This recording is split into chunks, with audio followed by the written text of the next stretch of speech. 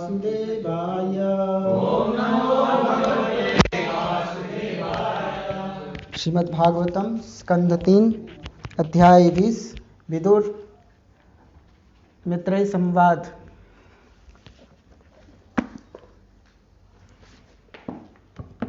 मैत्रेय विदुर संवाद श्लोक संख्या 19 में तात्पर्य नहीं है और क्रमशः श्लोक संख्या 20 में छोटा तात्पर्य है, इसलिए हम पहले 19 का मैं स्वयं उच्चारण करूंगा और फिर 20 हम एक साथ दोहराएंगे।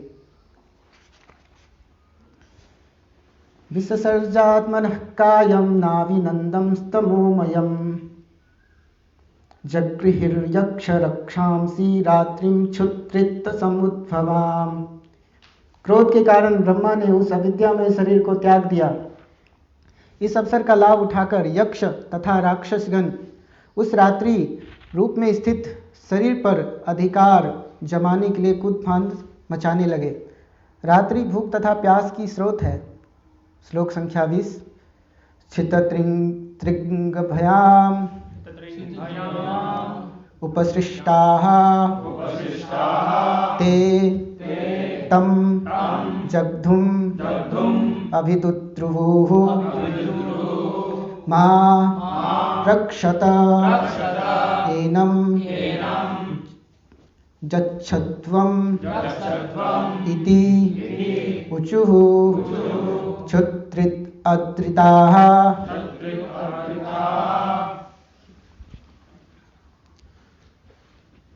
क्षुत्रिंभयाम उपसृष्टास्ते तं जग्धुं भिदुद्रुवुः मा रक्षतैनं जच्छध्वम् इमत्यूचुः छित्रिदर्तिताः। क्षुत्रिंभयामुपसृष्टास्ते तं जग्धुं भिदुद्रुवुः मा रक्षतैनं जक्षध्वम् इत्युचुः छित्रिदर्तिताः। क्षुत्रिंभ्यामुपसृष्टास्ते तं जग्धुं भिदुद्रुवुः मा रक्षतैनं जक्षध्वम् इत्युचुः छित्रिदर्तिताः।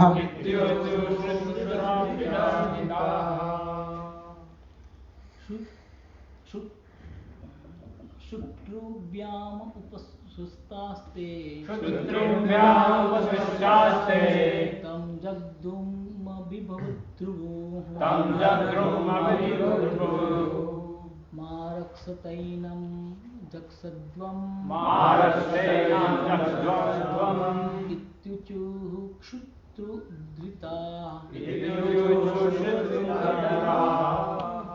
क्षुत्रिभ्याम उपसृष्टास्ते तं जग्धुम् अभिदुद्रुवुः मा रक्षतैनं जक्षध्वम् इत्युचुः क्षुत्रिदर्तिताः। क्षुत्रिभ्यामुपसृष्टास्ते तं जग्धुम् अभिदुद्रुवुः मा रक्षतैनं जक्षध्वम् इत्युचुः क्षुत्रिदर्तिताः। क्षुत्रुभ्यामुपसृष्टास्ते तं जग्धुम् अभिदुद्रुवुः मा रक्षतैनं जक्षध्वम् इत्युचुः क्षुत्रिदर्तिताः। श्रुतृभ्यामुपसृष्टास्ते तं जुग्ध्रुम् अभिद्रुद्रुवुः तं जग्ध्रुम् अभिद्रुद्रुवुः मा रक्षतेनां जक्ष्ध्वम् महारक्षतेनं जक्षध्वम् इत्युच्चु श्रुतधृतः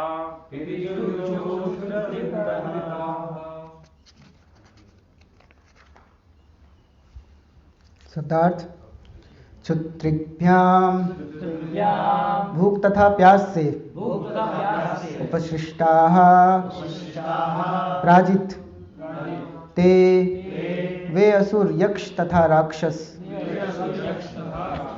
तम ब्रह्मा को जगधूम खाने को अभिदुद्रुवुः आगे को दौरा माँ मत रक्षत बचाओ छोड़ो एनम उसको जक्षध्वम खाओ इति इस प्रकार ऊचुः कहा क्षुत्रित अर्दिताः भूख तथा प्यास से आकुल भूख तथा प्यास से अभिभूत होकर। अनुवाद एवं तात्पर्य श्री श्रीमद् एसी भक्तिवेदांत स्वामी श्री प्रभुपाद द्वारा। अनुवाद।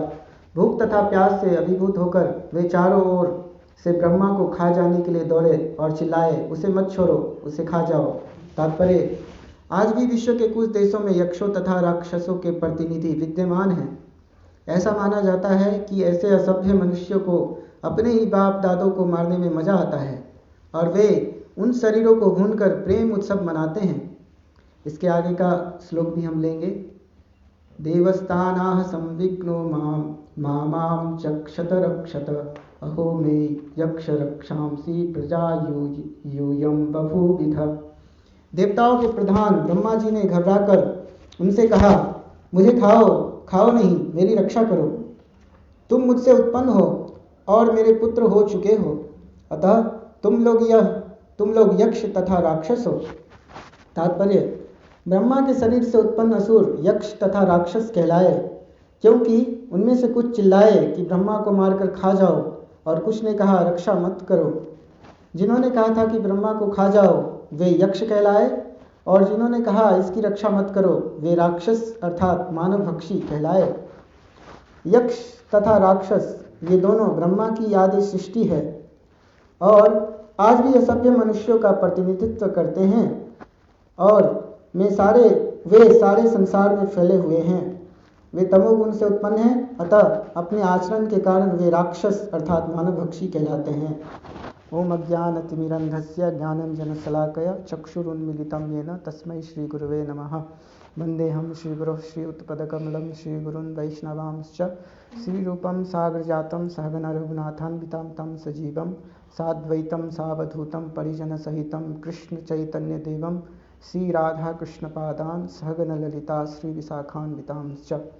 जय श्री कृष्ण चैतन्य प्रभु नित्यानंद श्री अद्वैत गदाधर श्रीवासादि गौर भक्तवृंद। हरे कृष्ण कृष्ण कृष्ण हरे हरे, हरे राम राम राम हरे हरे। हरे कृष्ण। यह अध्याय मैत्रेय विदुर संवाद। इस अध्याय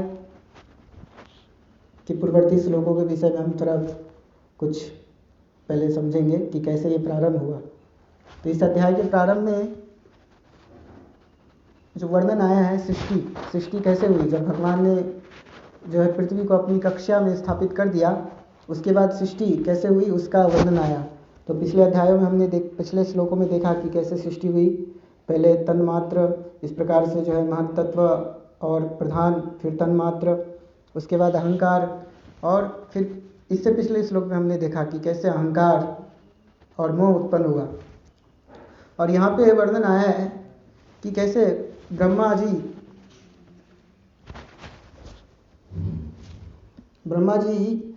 के अविद्यामय शरीर से राक्षसगण उत्पन्न हुए। और फिर ब्रह्मा जी ने जब ये देखा कि ये सभी कूद फांद रहे हैं तो उन्होंने उनसे याचना की कि आप मुझे छोड़ दीजिए, क्योंकि मैं आपका पिता हूँ और एक पुत्र का कर्तव्य है पिता की रक्षा करना। लेकिन असुर और यक्ष जो स्वभाव से ही नरभक्षी होते हैं, उन्होंने जरा भी ध्यान नहीं दिया। तो इसके पश्चात आगे वर्णन आएगा कि ब्रह्मा जी ने वो अज्ञान जनित जो शरीर था उसका त्याग कर दिया। और फिर आगे कई अन्य श्लोकों में आएगा, पहले ब्रह्मा जी ने ये अज्ञान जनित शरीर का त्याग किया और फिर आगे चलकर ब्रह्मा जी ने एक और शरीर का त्याग किया, फिर एक और शरीर का त्याग किया। जब वहाँ पर ऐसे इससे भी बहुत ही जो है निम्न जाति के जाति के जीव उत्पन्न हुए, तो ब्रह्मा जी भगवान के पास गए उनसे रक्षा मांगने के लिए। और फिर भगवान ने उनको बताया कि ये शरीर अब तुम्हारा जो है मतलब कलुषित हो चुका है, इसको छोड़ दो। तो ब्रह्मा जी ने वहाँ पर उस शरीर को भी त्याग दिया और फिर वो शरीर जो है संध्या का नाम दिया गया उस शरीर को। ब्रह्मा जी का जो वो शरीर था जो काम को उत्पन्न करती है, जो वास्तव में बहुत ही सुंदर एक स्त्री जैसा शरीर था। तो ये वर्णन आया है, तो हम देखते हैं कि कैसे ब्रह्मा जी ने शरीर को त्याग दिया। वास्तव में ब्रह्मा जी ने जो है शरीर का त्याग नहीं किया, जो सूक्ष्म शरीर है उसका त्याग किया और फिर अपने आप को शुद्ध करने के लिए, क्योंकि उन्होंने पाया कि ये सब अज्ञान के कारण हुआ है। तो पहले जो अज्ञान जनित शरीर है उसका त्याग किया। और एक श्लोक में वर्णन आता है भागवतम में, जो ब्रह्मा जी ने जो है मानसिक रूप से शरीर का त्याग किया। तो ये सभी जो वर्णन है ये स्थूल शरीर का नहीं है, केवल सूक्ष्म शरीर का वर्णन है। क्योंकि हमारा जो सूक्ष्म शरीर है और स्थूल शरीर है सामान्य जीव, वो एक साथ जब तक रहेगा तभी हम कार्य कर सकते हैं, लेकिन ब्रह्मा की स्थिति ऐसी नहीं है।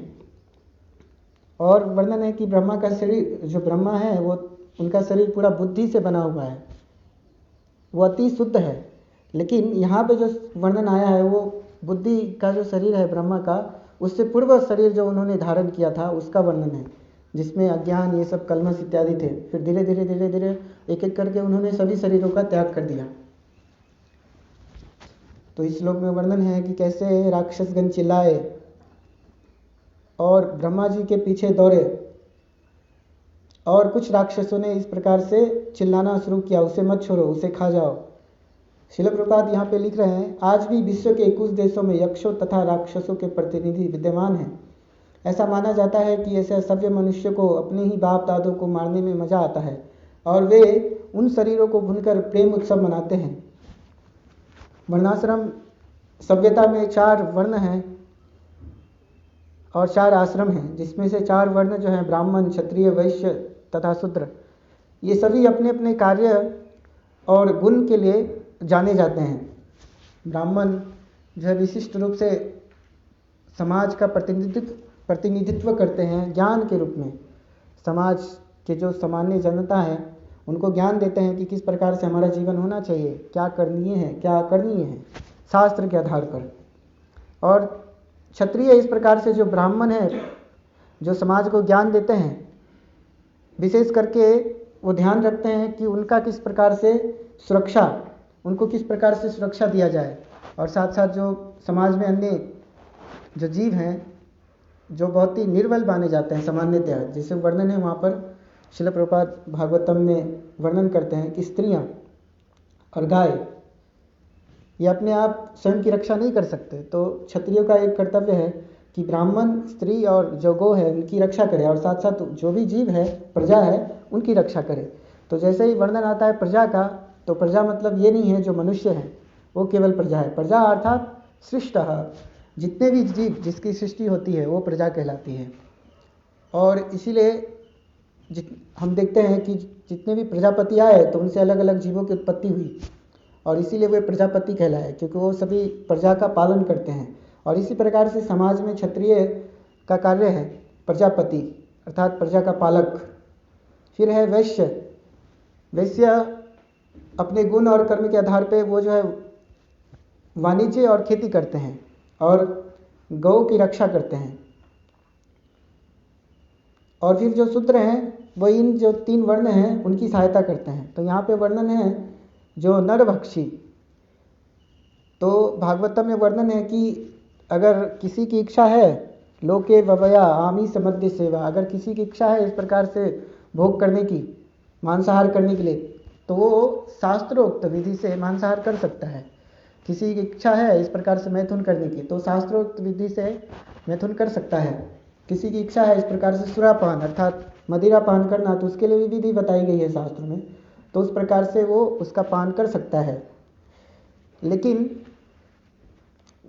वर्णाश्रम जो वैदिक सभ्यता है उसमें इवन जो शास्त्र की जो विधि है ये वो जो अन्य जो 3 वर्ण हैं द्विज, जो ब्राह्मण क्षत्रिय वैश्य, इनके लिए नहीं है। वो उन लोगों के लिए है जो अंततः बहुत ही नितांत अंधकार में जीवन में फंसे हुए हैं, जो तमोगुण में फंसे हुए हैं, उनके लिए है। वो इस प्रकार से इन नियमों का पालन करके मांस भक्षण कर सकते हैं। लेकिन जहाँ तक वर्णन है नरभक्षी, तो इसका मतलब ये तो बहुत ही नीच कृत्य है, बहुत ही निम्न कृत्य है। जो वर्णाश्रम से ऐसे बाहर किए गए हैं, जो अन्य जातियाँ हैं जिसमें चंडाल है, मलेच्छ है, ये भी जो इस प्रकार से मांस में नर भक्षण नहीं करते हैं। खास करके जो मलेच्छ और यवन है वो वर्णन है कि गौ और इत्यादि अन्य पशु, खास करके गौ, उसका भक्षण करते हैं, इसलिए मलेच्छ कहलाते हैं। और जो चंडाल है वो कुत्ता, इस प्रकार से कुत्ता खाते हैं, इसलिए कुत्तों का मांस भक्षण करते हैं, इसलिए चंडाल कहलाते हैं। लेकिन वैदिक जो संस्कृति है और जो वैदिक समाज में है, इन वर्णों के अलावा भी बहुत सारे अन्य वर्ण हैं जिसका वर्णन है किरात, हुनांद्र, पुलिंद, पुलकसा, ये अन्य च पापा यत पाप आश्रयाश्रय, जो इससे भी नीचे और भी बहुत सारे पाप योनि हैं जिसका वर्णन है भागवतम में 2 स्कंद में। तो वहाँ पे शिला प्रभुपाद वर्णन करते हैं कि इन सभी योनियों में, इन सभी जो जाति है उसमें इसका प्रचलन है कि वो इस प्रकार से नर भक्षण करते हैं। और वो हम देखते हैं कि सृष्टि जब हुई तो ब्रह्मा जी के द्वारा ही ये सृष्टि हुई, जिसमें असुर और राक्षस, यक्ष और राक्षस आए जो नरभक्षी कहलाते हैं, जो नरभक्षी होते हैं। रामायण में बहुत सारे वर्णन हैं जिसमें कई बार जो है नरभक्षी असुर आते हैं और ऋषि मुनियों को भी खा जाते हैं। मतलब सामान्य नर को खाना वो भी पाप है, लेकिन उससे भी बहुत ही निम्न, जो बहुत ही गृहीत पाप है, वो ब्राह्मण की हत्या करना है। लेकिन वो लोग क्योंकि वो नरभक्षी हैं तो उनके लिए ब्राह्मण या फिर कोई अन्य जो नर है उसमें कोई अंतर नहीं है, वो सभी का भक्षण करते हैं। और ऐसे बहुत सारे देश हैं, शिला प्रभुपाद वर्णन करते हैं कि चाइना और भी बहुत सारे देश हैं कि अभी भी वहाँ पे लोग जो हैं इस प्रकार से नर भक्षण करते हैं। और शिला प्रभुपाद अपने एक प्रवचन में बताते हैं कि कोलकाता में ऐसा ही एक केस था, जो मतलब कोई घटना नहीं है बल्कि एक साक्षात केस है जो पाया गया। उसे एक समाज, मतलब एक व्यक्ति था जो प्रतिदिन उसके यहाँ पे जो भी होकर्स, मतलब वो जो व्यापारी होते हैं, जो छोटे छोटे रेफरी, कुछ कहते हैं, वो आते थे तो वो बोलता था ठीक है आप अंदर आ जाओ, मैं तुम्हारे सामानों को खरीदूंगा। और वो सभी को अंदर बुलाता था और उस प्रकार से वो फिर कभी बाहर ही नहीं जाता था, वो व्यक्ति गायब हो जाता था। तो एक बार ऐसे 2 जो व्यापारी हैं एक साथ आए कुछ व्यापार करने के लिए, तो उस व्यक्ति ने उन दोनों को आमंत्रित किया। तो पहला अंदर गया और दूसरा बाहर प्रतीक्षा कर रहा था। लेकिन बहुत समय बीत गया, वो बाहर ही नहीं आया वो व्यक्ति, और उसने कितना ही प्रयास किया उसे खोलना उस घर को और बुलाना, वहाँ से कोई प्रत्युत्तर नहीं आया। तो इस प्रकार से वो पुलिस के पास गया और पुलिस ने फिर छानबीन की तो पता चला वहाँ पे बहुत सारे ऐसे नर कंकाल और हड्डियाँ उसके बिस्तर के नीचे और कहीं अन्य जगह पे गुप्त स्थानों में छुपाए हुए थे। यानी वो व्यक्ति जो है नरभक्षी था और इस प्रकार से वो नरभक्षण करता था। और भी बहुत सारे उदाहरण हैं। कई देश ऐसे हैं जहाँ पे माता स्वयं ऐसे अपने शिशु को जन्म देती है, और क्योंकि शिशु का त्वचा जो होता है, जो तुरंत ही जो भ्रूण जैसे लोथरा है, वो बहुत ही कोमल होता है, तो उसको मांस के रूप में वो खाते हैं। और ऑस्ट्रेलिया ऐसा देश है, अफ्रीका, शिला प्रभुपाद जहाँ पे वर्णन कर रहे हैं बाप दादा, तो शिला प्रभुपाद एक जगह उसका वर्णन भी दे रहे हैं कहाँ पे होता है। अफ्रीका एक ऐसा देश है जहाँ पे लोग अपने वृद्ध दादा या फिर नाना, जो उनको लगता है कि अब ये तो समाज में कुछ करने योग्य नहीं रह गए हैं, तो इन्हें अब तो क्या करना है इनको जीवित रहकर, तो उसे मार देते हैं। और फिर उसे एक बहुत बड़ा आयोजन होता है जिसमें मारा जाता है, आग जलाया जाता है और फिर सभी नृत्य करते हैं, और इस प्रकार से फिर वो मांस को पकाकर उसका भक्षण करते हैं फीस्ट के रूप में। और शिला प्रभुपाद वर्णन करते हैं कि ऐसे और भी अन्य देश हैं। भारत में भी ये असम प्रांत में पाया जाता है। वहाँ पे कुछ जाति ऐसी है जो नर भक्षण करते हैं, और एक वहाँ पे एक त्यौहार जैसे वो मनाते हैं, कुकुरमुत्ता करके एक त्यौहार है, जिस त्यौहार में वो इस प्रकार से जो है बलि देते हैं किसी नर का।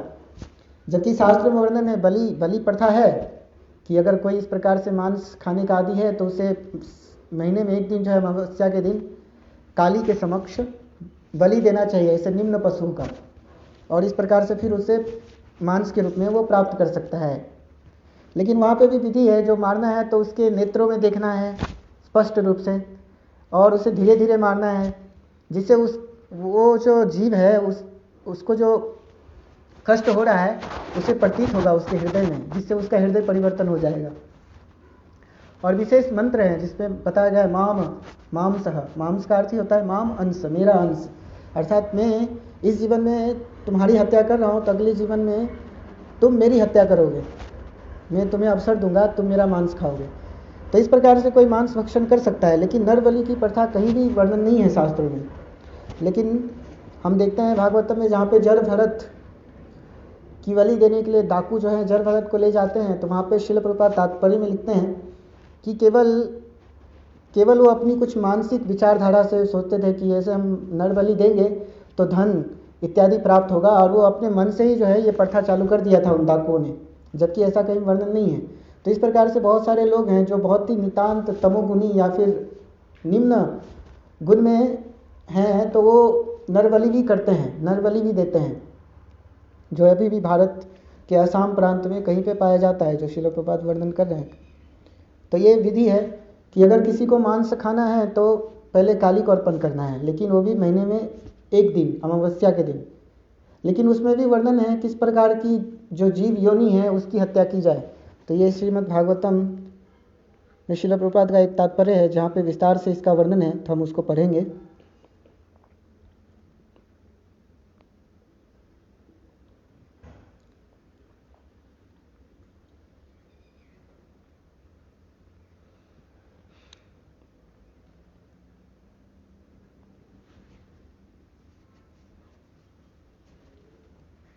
श्रीमद् भागवतम स्कंद 11 श्लोक संख्या अध्याय 5 श्लोक संख्या 18। कुंतय उवाच नमस्ते पुरुषं त्वात्यम ईश्वरं प्रकृतेः परम अलक्षयं सर्वभूतानां अंतर्बहिरवस्थितम्। श्रीमती कुंती ने कहा, हे कृष्ण, मैं आपको नमस्कार करती हूँ क्योंकि आप ही आदि पुरुष हैं और इस भौतिक जगत के गुणों से निर्लिप्त रहते हैं। आप समस्त वस्तुओं के भीतर तथा बाहर स्थित रहते हुए भी सबों के लिए अदृश्य हैं।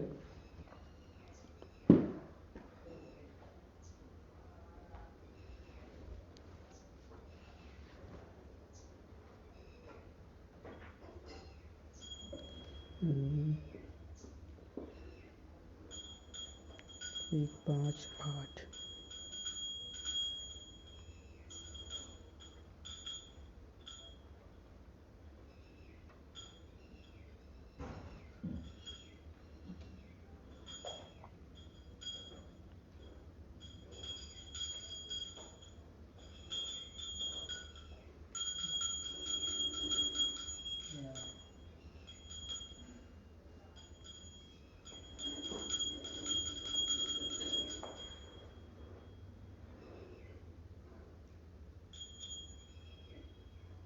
ये दूसरा श्लोक है जहाँ पे ये वर्णन है कि अलग अलग योनि है, जैसे खरगोश है, सुअर है और भी अन्य योनि है, उसका वध किया जा सकता है, लेकिन गाय इसकी हत्या कभी नहीं करनी चाहिए किसी भी स्थिति में।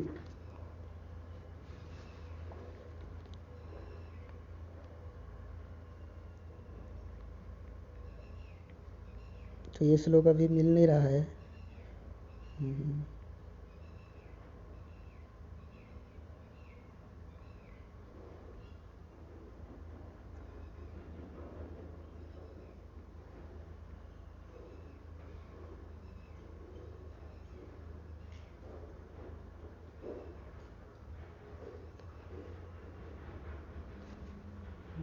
तो वहाँ पर वर्णन है कि वास्तव में जो वर्णाश्रम विधि है उसमें जो इन 3 वर्ण हैं, ये 3 वर्ण कभी भी किसी भी स्थिति में मांसाहार नहीं करते, खास करके ब्राह्मण, क्षत्रिय या वैश्य। अगर यज्ञ आहुति होती है तो उसमें सामान्यतः कुछ बलि अर्पण किया जाता है, तो वो भी जो है ब्राह्मण उसे नहीं खाते, वो क्षत्रिय खा सकते हैं क्योंकि वो उस पाप से दूषित नहीं होते हैं। और फिर वर्णन है कि एक सन्यासी है, त्रिदंडी सन्यासी, जो वैष्णव सन्यासी है, उसे कभी भी जो है इस प्रकार से इन चीज़ों में लिप्त नहीं होना चाहिए, मांसाहार, व्यभिचार और नशा में, उन तीनों चीज़ों से मुक्त रहना चाहिए। तो ये वैष्णव सन्यासी की स्थिति है, क्योंकि ये जो 3 चीज़ हैं, इनके संपर्क में जैसे ही हम आते हैं हम अज्ञान से आवृत हो जाते हैं, और इससे हम बहुत ही कम अवसर है कि हम ज्ञान के स्तर तक जो है ऊपर उठ पाएंगे, क्योंकि मांसाहार करना अर्थात नितांत तमोगुण, और इस प्रकार से व्यभिचार करना अर्थात रजोगुण, और इस प्रकार से जो शराब पीना ये भी तमोगुण का लक्षण है। तो अगर कोई प्रगति करना चाहता है आध्यात्मिक जीवन में तो उसे क्रमशः इन तीनों चीज़ों को छोड़ना होगा। और इसीलिए जो धर्म के 4 स्तंभ हैं, दया, सत्य, शौचम, तपस्या और शुद्धता, तो ये जो 4 स्तंभ है धर्म, उसके विपरीत है ये 4 अधर्म, मांसाहार, व्यभिचार, शराब और जुआ। तो अगर इस प्रकार से मांसाहार करते हैं तो हमारा जो दया का गुण है वो नष्ट हो जाता है। अगर कोई व्यभिचार करता है तो इस प्रकार से वो जो व्यभिचार करने से जो उसमें जो गुण है इस प्रकार से सत्य का, शुद्धता का, वो नष्ट हो जाता है। फिर तपस्या, इस प्रकार से तपस्या नष्ट हो जाती है। तो इन चारों चीज़ों का हमें बहुत ही कठोरता से पालन करना चाहिए, और जो पूरी वैदिक संस्कृति है उसमें यही है कि इन 4 चीज़ों का पालन करना है कठोरता से। और इसलिए जो है वहाँ पे इन सभी विधि विधानों का बहुत ही गंभीरता से पालन होता था। और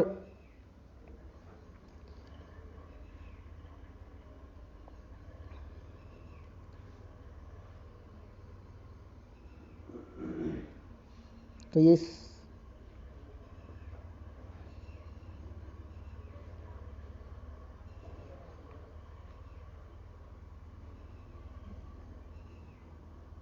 श्लोक संख्या 11 है, 11वें अध्याय का 11वां स्कंद, 5वां अध्याय, 11वां श्लोक।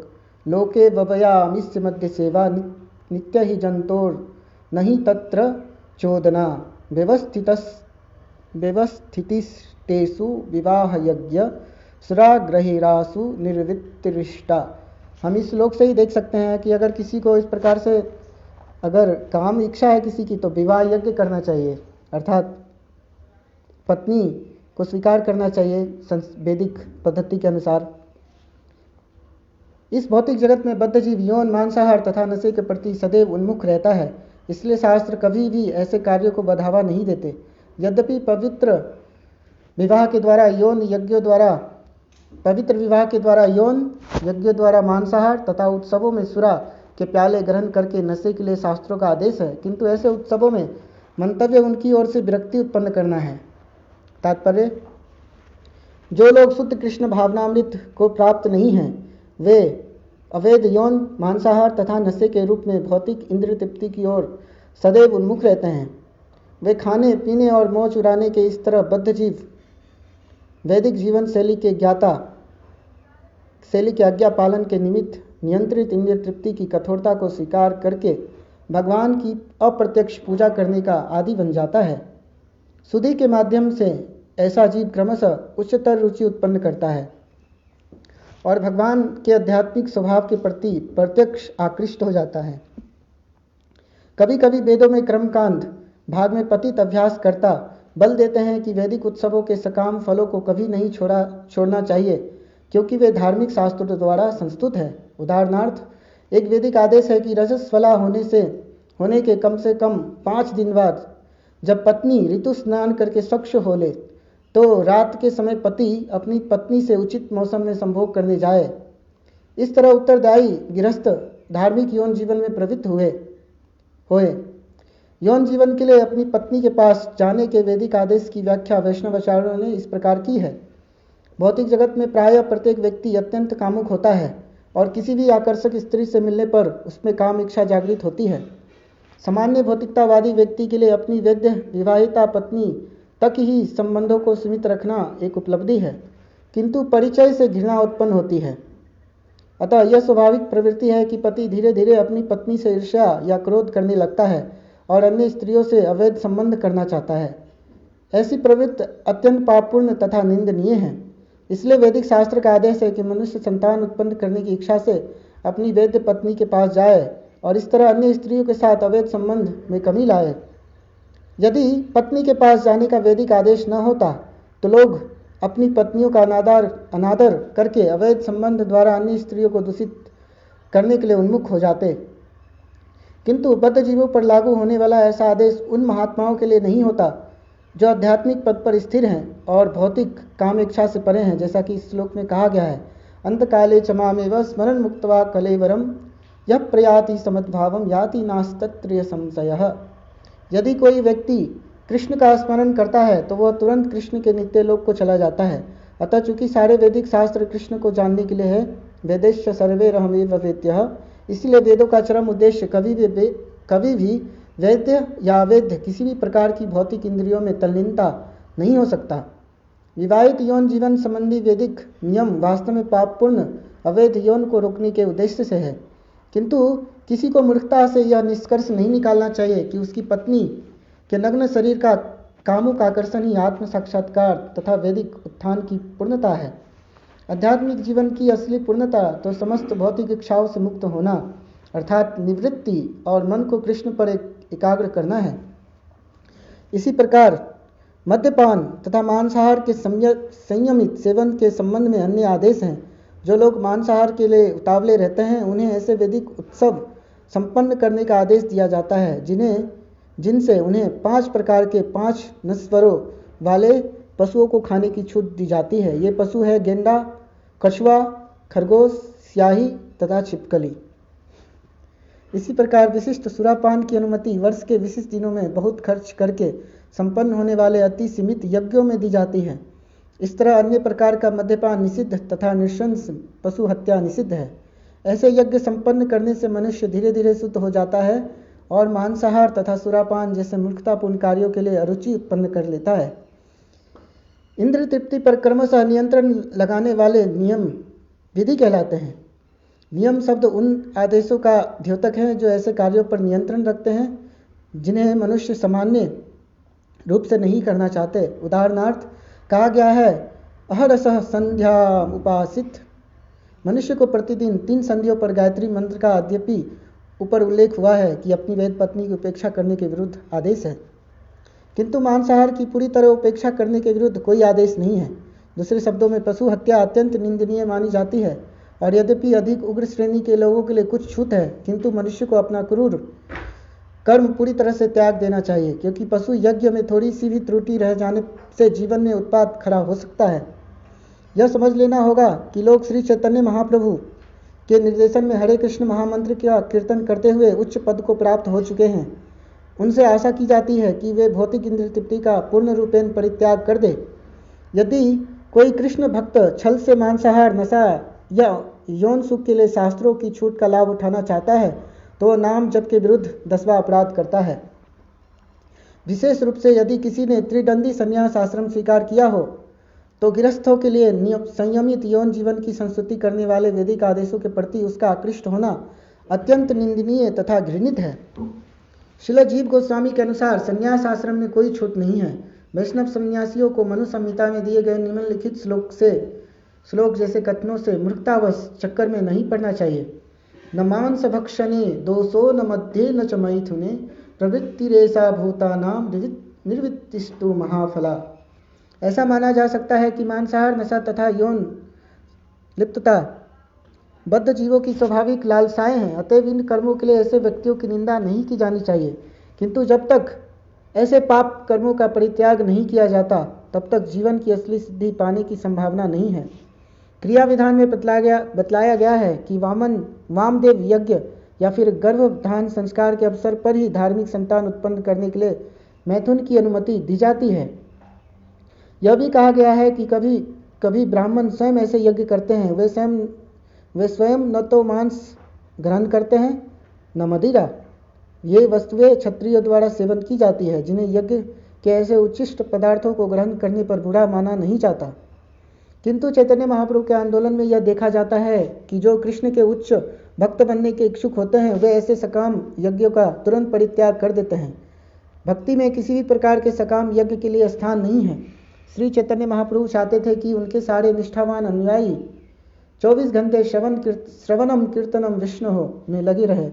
जो लोग अपने को चैतन्य महाप्रभु का अनुयायी बताते हैं और निकट भविष्य में भगवत धाम वापस जाने की गंभीरता से इच्छुक हैं, उन्हें वैदिक कर्मकांड के प्रति आकृष्ट नहीं होना चाहिए, जो कि भौतिक देहात्म बुद्धि से बुरी तरह जकड़े रहने वाले के लिए है।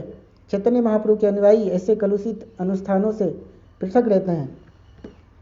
तो ये बहुत बड़ा विस्तृत तात्पर्य है जिसमें हम देखते हैं इन सभी चीज़ों का वर्णन किया गया कि ठीक है, एक मांसाहार करने की किसी की इच्छा है तो उसकी एक विधि है, उस प्रकार से मांसाहार करना है। सुरापान करने की इच्छा है, शराब पीना है तो उसकी भी विधि है।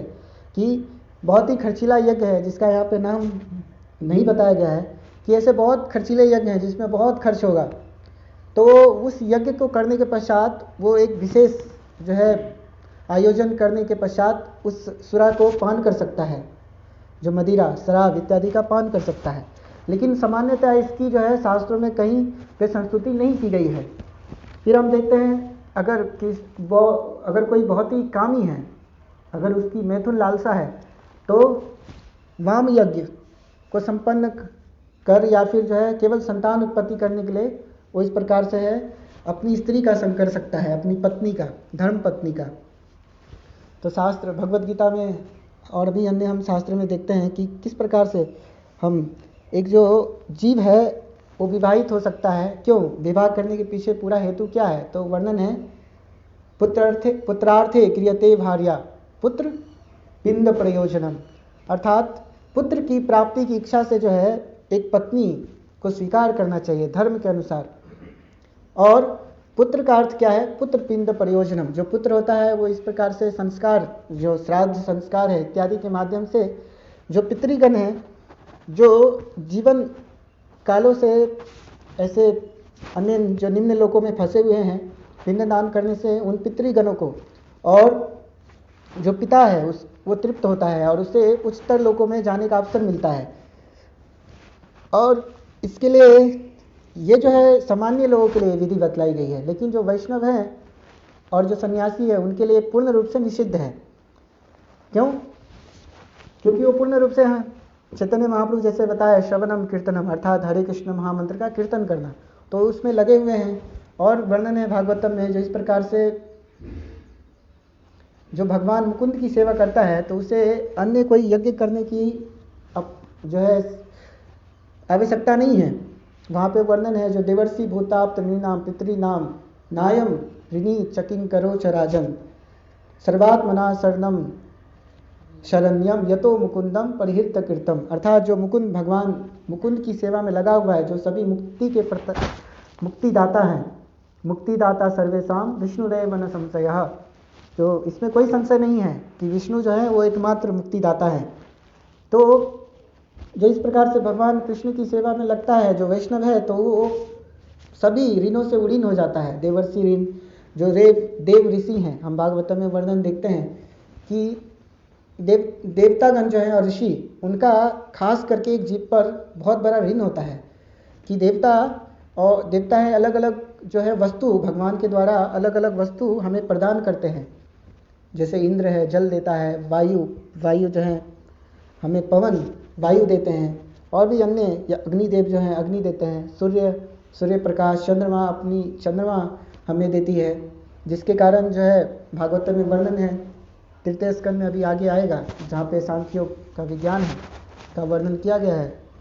तो वहाँ पे कपिल देव वर्णन करते हैं कि ये जो चंद्रमा की प्रभा है, जो रोशनी है, उसी के कारण जो सभी पौधे हैं और जो पेड़ हैं उनमें रस जो है वो विकसित होता है, जिसके कारण अलग अलग पुष्प, फल, सब्जी, अन्न इत्यादि उत्पन्न होते हैं।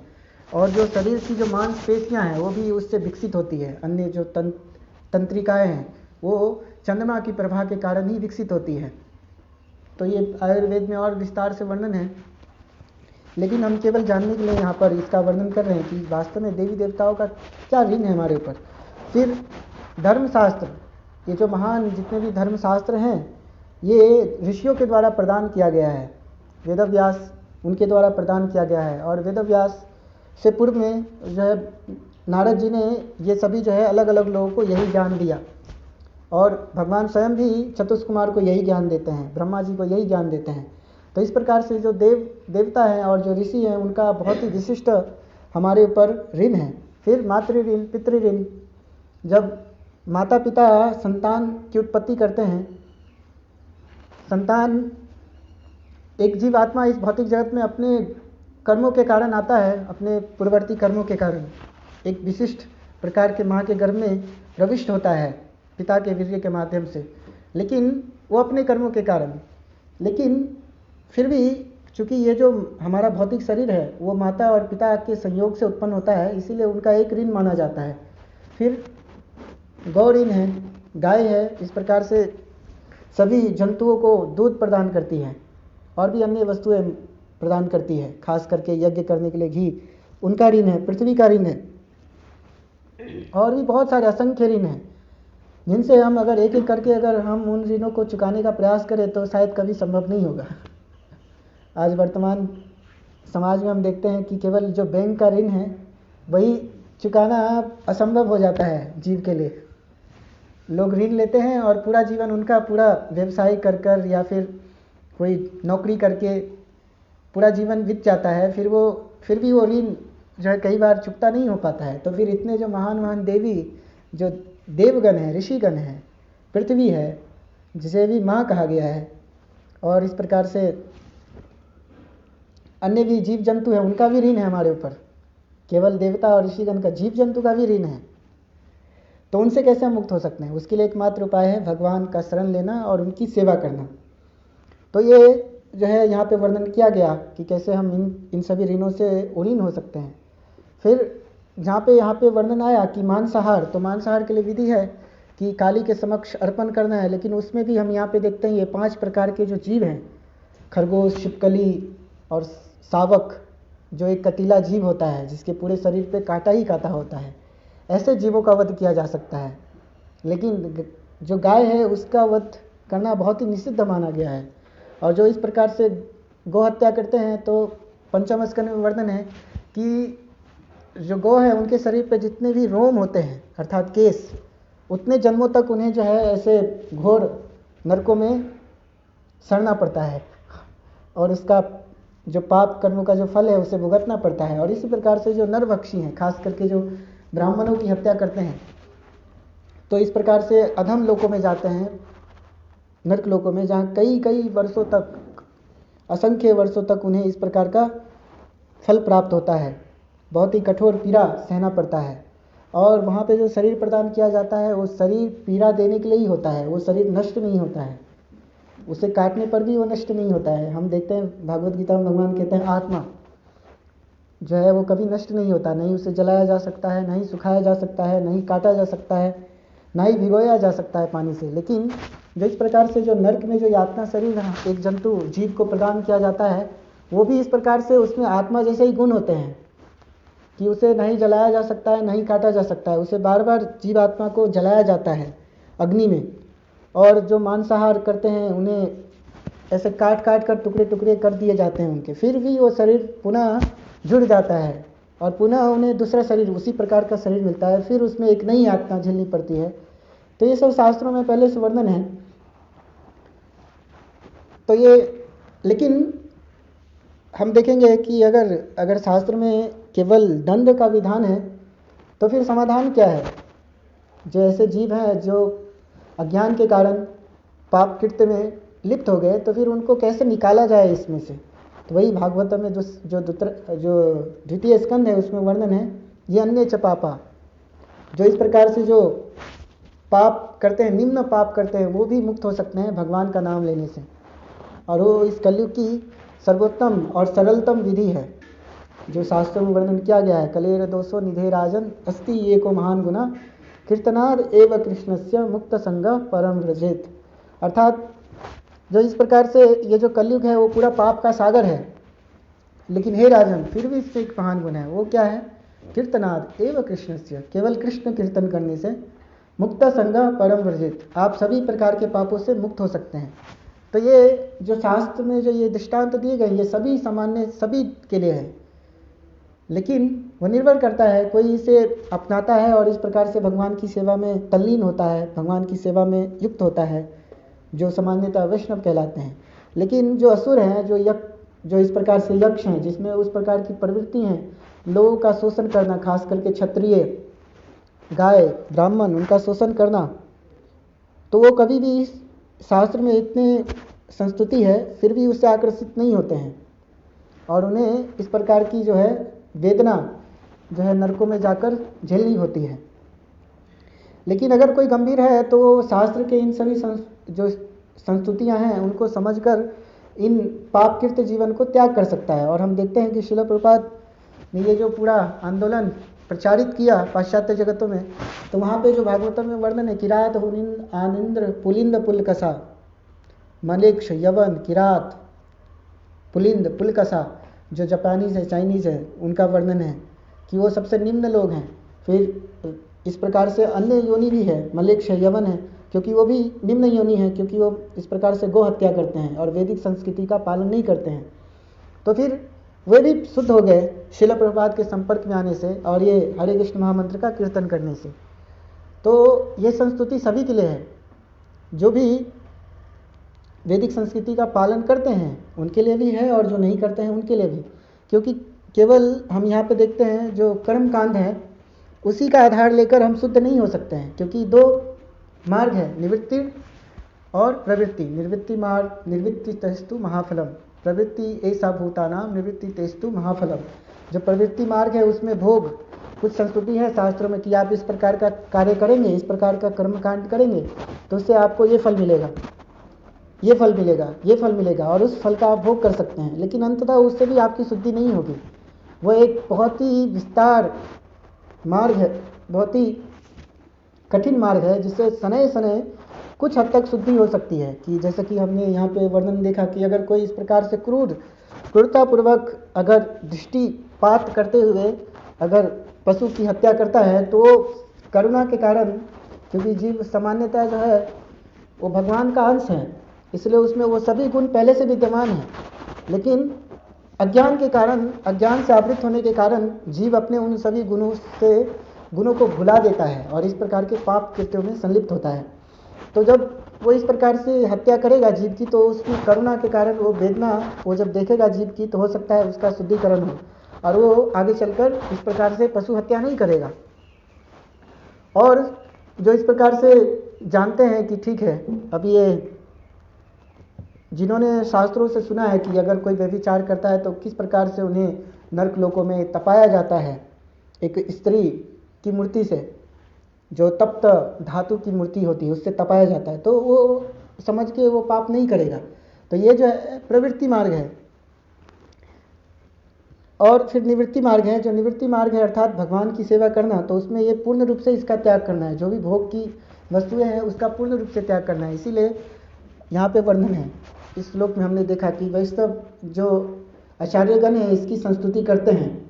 तो वैष्णव आचार्यगण इसकी संस्तुति करते हैं किस प्रकार से, हम देखते हैं कि ये अभी भी प्रचलन है, मतलब ये विधि है कि जब एक गुरु अपने शिष्य को दीक्षा प्रदान करते हैं तो उसमें पहले ही उनको ये निर्देश दिया जाता है 4 नियमों का पालन करना, अर्थात मांसाहार नहीं करना, शराब नहीं पीना, मतलब नशा नहीं करना। नशा में और भी बहुत सारी चीज़ आएंगे, चाय कॉफ़ी इत्यादि भी, और भी नशा के बहुत सारे प्रकार हैं, उनको त्याग देना है पूर्ण रूप से। और व्यभिचार नहीं करना, अर्थात जो अपनी स्त्री है उसको छोड़कर किसी अन्य स्त्री के संपर्क में भी नहीं आना, और जुआ नहीं खेलना। तो ये जो 4 चीज़ हैं, जब हम इसका क्रमशः मतलब हम गंभीरतापूर्वक अभ्यास करेंगे इन चीज़ों को छोड़ने का, और जब हम इसको छोड़ेंगे तो धीरे धीरे जो है धर्म के जो 4 स्तंभ हैं वो स्थापित होंगे, और उस धार्मिक क्रियाओं को करने से हम शुद्ध होंगे। और इस प्रकार से शुद्ध होने के पश्चात ही हम पूर्ण रूप से समर्थ हो पाएंगे, सक्षम इन सभी शास्त्रों का जो ये तत्व है, शास्त्र में जो तत्व दिए गए हैं उसको समझने के लिए। शास्त्र में बताया गया जीवस्य तत्व जिज्ञासा। एक जो जीव है उसका पहला कर्तव्य क्या है, तत्व जिज्ञासा करना। जैसे ही एक हम देखते हैं यहाँ पे एक असुर जब उसकी उत्पत्ति हुई तो सबसे पहले दौड़ा अपने ही पिता के पीछे, ब्रह्मा के पीछे, उनका भक्षण करने के लिए। और बाद में और भी कुछ अन्य असुर उत्पन्न होंगे, वो इस प्रकार से काम से पीड़ित होते हैं जो काम वासना पूर्ण होकर ब्रह्मा के पीछे दौड़ते हैं। लेकिन जो वास्तव में जीव का ये कर्तव्य नहीं है, वो जब जन्म लिया तो उसका ये कर्तव्य नहीं है कि कहाँ मेरी भोग की वस्तु है, कहाँ है मुझे बताओ। उसे प्रथम ही जिज्ञासा करना चाहिए कि मैं कौन हूँ और मुझे ये जीवन क्यों मिला है, मनुष्य जीवन का लक्ष्य क्या है। अर्थातो ब्रह्म जिज्ञासा, कौन इस सृष्टि के जनक हैं जो इन सभी सृष्टियों का इस प्रकार से पोषण कर रहे हैं, पालन कर रहे हैं, और हमारा उनसे क्या संबंध है। हम क्यों इस भौतिक संसार में हमारा जन्म हुआ है जहाँ पे अलग अलग प्रकार की जो समस्या है, जन्म मृत्यु जरा व्याधि दुख दोषानुदर्शनम। तो हम ये देखते हैं कि ये सभी जो दो सामान्यतः जो सन्यासी हैं, जो वैष्णव हैं और जो इस प्रकार से मायावादी हैं, दोनों में ये विचार है मोक्ष की प्राप्ति करना। लेकिन जो मायावादी हैं उनमें मोक्ष की क्या धारणा है कि ब्रह्म में लीन हो जाना है। लेकिन जो इस प्रकार से वैष्णव हैं उनके लिए मोक्ष क्या है, भगवान की सेवा में संलग्न होना। क्योंकि मोक्ष मिलने के पश्चात भी क्या होगा, वहाँ पे हम क्या करेंगे।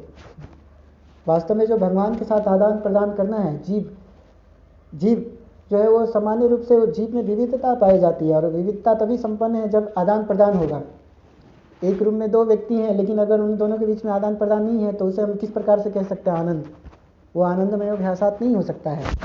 तो जहाँ पे वर्णन किया गया है जीव जो है वो आनंदमय अभ्यासात है, क्योंकि भगवान आनंदमय अभ्यासात है, तो उसका अर्थ है आदान प्रदान। तो इसीलिए जो वैष्णव हैं वो इस प्रकार के जो मोक्ष हैं उसमें भी भरोसा नहीं करते, उसको भी मतलब उसको पाने के लिए प्रयास नहीं करते। इससे भी ऊपर जो भगवान की प्रेममयी सेवा है उसमें संलग्न होते हैं। लेकिन वो दोनों ही इन चार चीज़ों को समझते हैं कि जन्म मृत्यु जरा व्याधि इस भौतिक संसार में है और इससे निकलना है। और हम जो प्रायः जो ये श्लोक उद्धृत करते हैं, जो पुनरपि जन्म पुनरपि मरणम पुनरपि जन्मी जठरे सैनम, तो ये शंकराचार्य के द्वारा दिया गया ये श्लोक। शंकराचार्य ये श्लोक दिए, उन्होंने इस श्लोक की रचना की। मतलब बार बार जन्म होता है और हमें एक माँ के घर में प्रविष्ट होना पड़ता है, और फिर वही जो है दुख हमें झेलना पड़ता है। इससे निकलो जीव, यहाँ पे क्यों फंसे हुए हो, ये शंकराचार्य भी कहते हैं। तो ये सामान्य धारणा है कि इन चार चीज़ों से निकलना है। तो जो वास्तव में विद्वान होगा, जो तत्वदर्शी होगा, वो जिज्ञासा करेगा कि कैसे इससे मुक्त हुआ जाए, और वो इस प्रकार से एक प्रामाणिक गुरु के पास जाएगा। ये सभी विधि हैं कि तत्व जिज्ञासा करना है, ब्रह्म जिज्ञासा करना है, लेकिन उसके लिए विधि क्या है। बहुत सारे आजकल समाज में तथाकथित संप्रदाय अपसंप्रदाय हैं, और बहुत सारे इस प्रकार से सभ्यता है जो असभ्यता है, जहाँ पे लोग असभ्य हैं, सभ्य नहीं हैं। उनमें भी कुछ धारणा है, कुछ प्रकार के रिचुअल्स होते हैं उनकी कि ये करना है, ये करना है। विवाह में या फिर अन्य रिचुअल्स भी होते हैं, जैसे सामान्य जो सनातन धर्म है उसमें बहुत सारे रिचुअल्स हैं, जिसमें द्वादश संस्कार हैं, जो सबसे पहले गर्भधारण संस्कार से ही प्रारंभ होता है, और ऐसे क्रमशः फिर जात संस्कार होता है, और जात संस्कार के पश्चात जो है उपनयन संस्कार होता है, जिसके पश्चात उन्हें वेदों का ज्ञान लेने के लिए भेजा जाता है। तो जो वेदों का ज्ञान लेने के लिए भेजा जाए, जहाँ पे अथातो ब्रह्म जिज्ञासा करने के लिए, तो उसके लिए भी विधि है कि एक प्रामाणिक आचार्य जो है, जो प्रामाणिक आचार्य हैं उनके पास जाना चाहिए, और उसके लिए चार संप्रदाय हैं। तो संप्रदाय विहीना ये मंत्रास्ते निष्फला मतः, जो संप्रदाय से जो ज्ञान नहीं आता है वो निष्फल है। तो इसलिए एक प्रामाणिक गुरु के पास जाना चाहिए, और तद विधि प्रणिपातेन परिप्रश्नेन सेवया, उनसे हमें जिज्ञासा पूर्वक प्रश्न पूछना चाहिए, सेवा करनी चाहिए उनकी, और फिर उनसे प्रश्न पूछना चाहिए। और इस प्रकार से जो है हम इन चीज़ों को समझ पाएंगे, इन तत्वों को, और आध्यात्मिक जीवन में प्रगत हो सकते हैं। तो ये कुछ विषय है जो यहाँ पे वर्णन किया गया है। हमने कुछ ही वर्णन देखा श्रील प्रभुपाद के लेक्चर से, जो श्रील प्रभुपाद बताते हैं कि कैसे नरभक्षी लोग हैं, लेकिन अन्य भी बहुत सारे आर्टिकल्स हैं जो इंटरनेट पे उपलब्ध है, जहाँ पे वर्णन है कि बहुत सारे ऐसे लोग हैं जो नरभक्षी हैं। और इस इतिहास में एक बहुत बड़ा जो है शासक था ईदी अमीन, जिसने कई जो है लोगों को जिंदा खाया और कई लोगों का नरसंहार किया। तो ये सृष्टि के साथ साथ ही ये दो तत्व हैं, दैव और आसुर। तो जब हम ये देख रहे हैं वर्णन यहाँ पे नरभक्षी, तो हमें इससे आश्चर्यचकित नहीं होना चाहिए। हमें जानना चाहिए कि है और कहाँ है और कैसे हम इससे बच सकते हैं और कैसे हम भी इन वृत्ति से मुक्त हो सकते हैं। हरे कृष्णा। तो हम यहाँ पे समाप्त करेंगे। अगर आपका कोई प्रश्न है या टिप्पणी है तो अभी कृपया कर सकते हैं।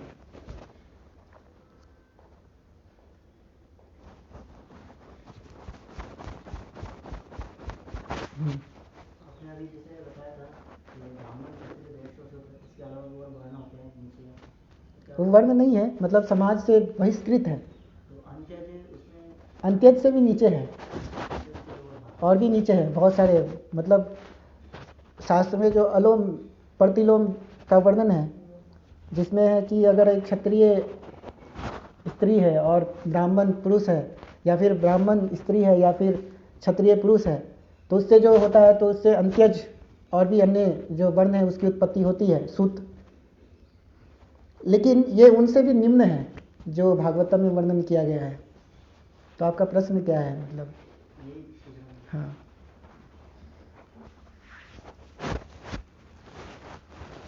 श्रीमद् भागवतम की जय, श्रील प्रभुपाद की जय।